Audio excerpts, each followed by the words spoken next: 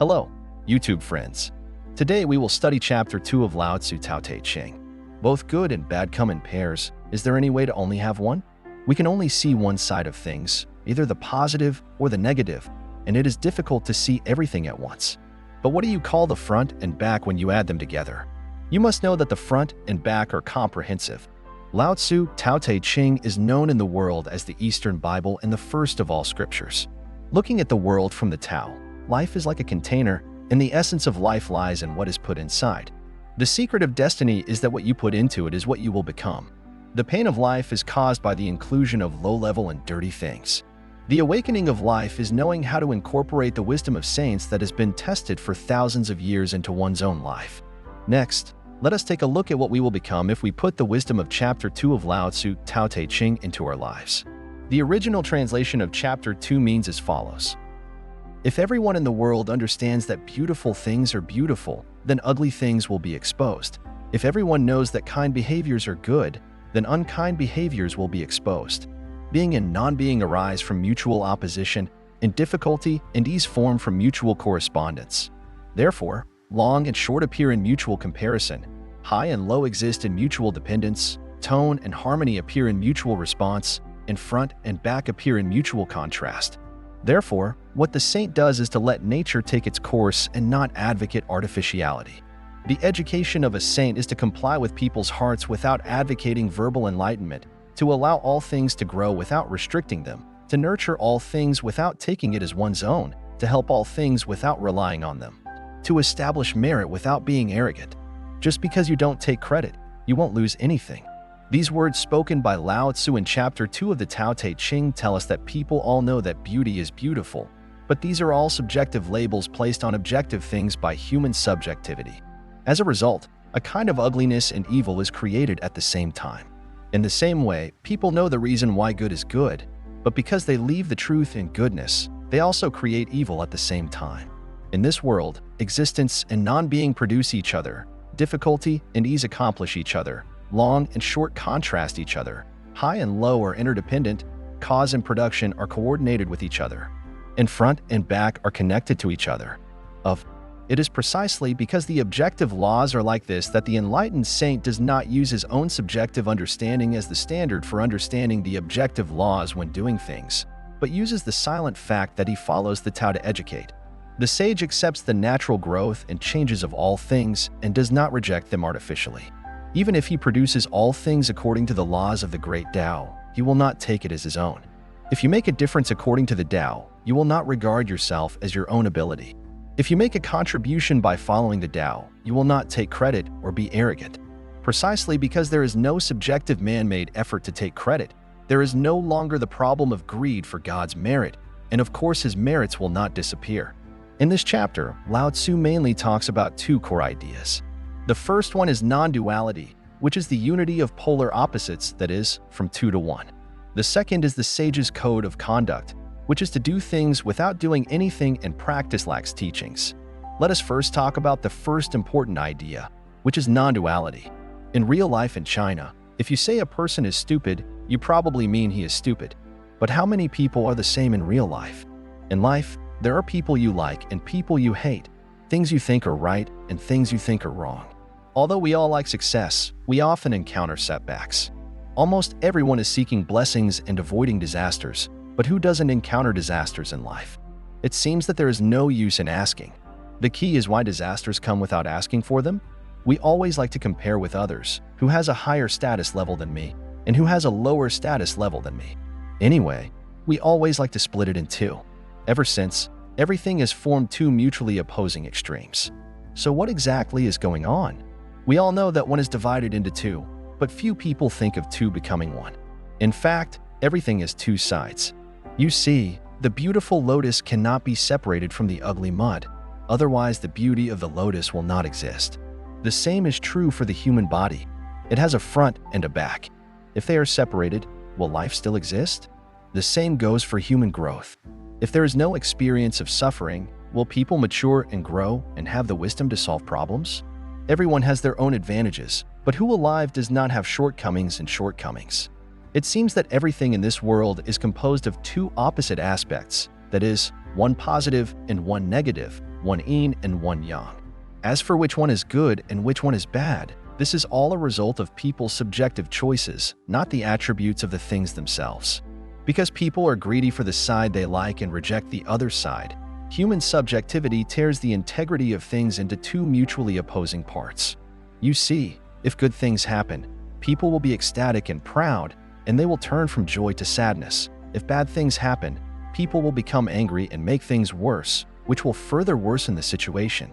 You see, no matter it is good or bad, as long as people's subjective push is added, most of the time it will develop in a worse direction.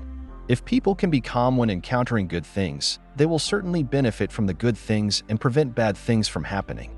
If you can calm down when something bad happens, you will be able to turn the crisis around. If we understand such a truth, we may be able to fully understand the integrity of things without tearing anything in half with our own preferences. Friends, what can you learn from this? I have summarized 4 points for your reference. 1. See the positive side and think of the negative side.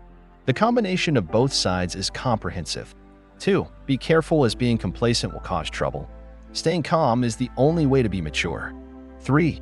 Be careful that anger will worsen. Deal with it calmly and turn the crisis into safety. 4. What you like is really a test, but what you hate can replenish your life. Do you think it makes sense? Now let us take a look at the second essential point of this chapter, which is the rules of conduct of a saint. Lao Tzu said, "This is because the sage does nothing and teaches without saying anything. All things are created without beginning, born without being, done without relying on, and accomplished without living. I feel like I have no place to live, so I won't go."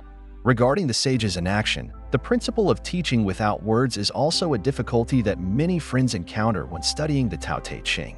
Let us first talk about the law of doing nothing. Some friends say that life is about doing something. How can you do nothing? This is too negative. In fact, doing things without doing anything is a rule of doing things that Lao Tzu told us. That is, a prescription for those problems that are particularly typical for people in reality. In reality, when people pursue success, they often do so based on their own ideas and subjective thoughts. The stronger your thoughts and ideas, the greater the possibility of violating the objective laws of things. Of course, if you violate the rules, you will be punished by the rules. Do you think you can succeed if you go against the rules like this? Therefore, Lao Tzu proposed Wu Wei. His true meaning is not to replace objective laws with your own subjective thoughts. Don't use your own selfish actions to deprive others of their benefits. The nothing mentioned by Lao Tzu here is to remind people to be selfless and harmonious with the Tao, and to be selfless and selfless, so that they can be in harmony with the ways of heaven and humanity. Let's talk about the teachings of actions but not words. Regarding this sentence, many friends will say, "How can we educate people without talking? How can you communicate with others without speaking?" In fact, people misunderstood the words of the sage. Think about it. Does the sage stop speaking? It turns out that the teaching of actions without words is also a prescription prescribed by Lao Tzu for people's problems in reality. Look at ourselves. We always educate others when we speak, but who would educate themselves? He always accuses others when he speaks. Who can express what others are thinking when he speaks? We know that scientists engaged in natural science research can speak for the laws of the material world. This is the discovery of laws. They cannot say, "I think," that such thinking can be turned into a scientific outcome. On the other hand, many times what we say is not put into action, and we fail to achieve the unity of knowledge and action. Therefore, what you say often becomes empty words and hypocritical words. If we follow the teachings of the saints, we can educate ourselves, we can speak out what others are thinking, and we can understand the inner sufferings and truths of others. We act after we speak, thus achieving the unity of knowledge and action. Or, let's do things down to earth and let the facts speak for themselves. Are we getting closer and closer to objective laws and truth? So for those who interact with us, will they also be educated by our actions? It can be seen that what Lao Tzu said about doing nothing and practicing lax teachings turned out to be aimed at our problems and gave us a wisdom rule for how to deal with others. When this person doesn't have much ability, don't be too stubborn in your own opinion, because you don't have capital, because your idea has not been proven correct. What if people's abilities and achievements were greater? Then you must be more careful. Don't be complacent. Don't be self-aggrandizing. Don't think that I am the best in the world, let alone think that what you say is the truth, because your achievements have only been partially proven by some facts in the past. But if you think you represent the truth based on just this limited proof, then your mentality has become abnormal. Think about it. When people's mentality is wrong, in what direction will our lives develop? Of course, there is only one answer, and that is failure. There is no second answer. Combined with our lives, we can make this summary of the inspiration given to us by Lao Tzu thoughts in Chapter 2. If there is like, there will be disgust. Like is short-lived, disgust is long-lasting. The wisdom of life is to choose the optional and accept the unchosen. Many people and things will come across unexpectedly. The more rejections there are, the more pain there will be. What you like will often destroy you, and what you hate will often make you successful. If you can get rid of the subjective polarity of judgment, everything will fall into place naturally. Don't believe in yourself too much. Only by knowing how to negotiate and absorbing negative opinions will you gain wisdom. Don't talk empty words and lies to others. If you don't know what you do, you will definitely betray yourself. Learn to listen to what you say and say as little as possible. Facts speak louder than words. Don't be arrogant when you have achievements. Don't be sad when you have setbacks. Success or failure are all tests for people. Lao Tzu's Taoist wisdom focuses on solving the problem of the relationship between people's subjective thoughts and objective laws. If we cannot break through our subjective stubbornness, we will not be able to become one with all the objective laws we encounter. In that case, our minds are actually the source of our suffering and failure. In the third chapter, Lao Tzu will reveal to us the reasons why people's hearts are stable and chaotic in the world. Do you want to know why people's hearts are in chaos? Then let us walk into the third chapter of Lao Tzu Tao Te Ching. Thank you for listening and accompanying us. See you next time.